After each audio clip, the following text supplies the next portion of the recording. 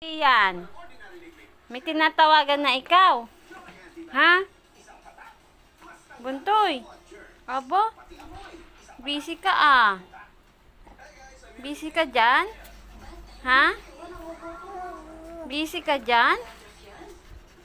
Sino kausap mo? Ha? Sinong usap mo dyan? Sino?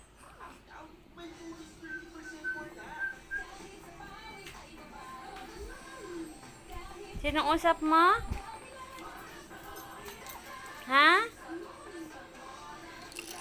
Ayun, ayun. Si ate? Tawag si ate. Si ate o si Lola? Ha? Si Lola? Sino kausap mo? Anong sabi sa iyo?